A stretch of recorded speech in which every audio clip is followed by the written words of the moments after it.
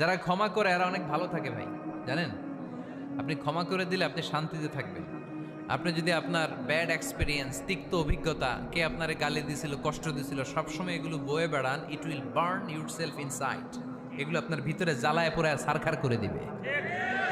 আর যদি ভুলে যান, জায়গায় মাফ করে দেন, তাহলে শোধবোধ সব শেষ। আমি আছি শান্তিতে, ঠিক কি না? আমরা শান্তি চাই কি চাই না? আমরা অতীতের এই কষ্ট বুকে নিয়ে আর চলতে চাই? সমাধান একটাই, ক্ষমা করে দেন। স্টামফোর্ড ইউনিভার্সিটি, ক্যালিফোর্নিয়ার স্টামফোর্ড ইউনিভার্সিটির একজন প্রফেসর ফ্রেডরিক লাস্কিন, ওনার একটা আর্টিকেল আমি পড়েছি। ওখানে উনি গবেষণা চালিয়েছেন, অনেক মানুষের মধ্যে গবেষণা চালিয়ে দেখেছেন যে যারা অন্যরা ক্ষমা করতে পারে না, এদের রোগবালাই বেশি, কষ্ট বেশি। আর যারা সহজে ক্ষমা করে দেয়, এরা সবসময় শান্তিতে থাকে।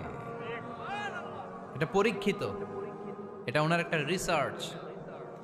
এরপর আমেরিকাতে একটা স্টেট আছে ম্যাসাচুসেট।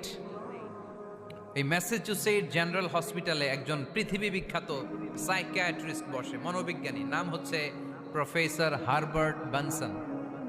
এই হারবার্ট বেনসন উনিও ওনার সব রোগীদেরকে দিয়ে একটা ফর্ম পূরণ করায়। সেখানে উনি কিছু কোশ্চেনার ছুড়ে দেয়, প্রশ্ন করে আর উত্তর নেয়।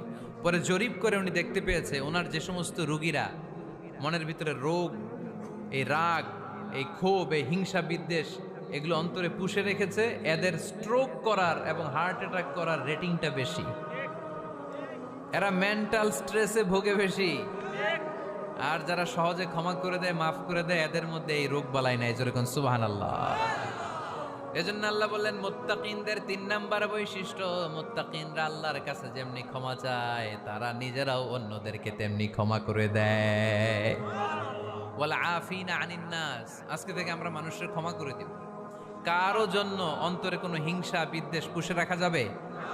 অনেকে এগুলোর ভুলতে চায় না, পেলে পুষে বড় করে, আর ভিতরে খালি জ্বলে। ভিতরে কি করে? এই জ্বালাও পোড়াও আমরা বয়ে বেড়াতে চাই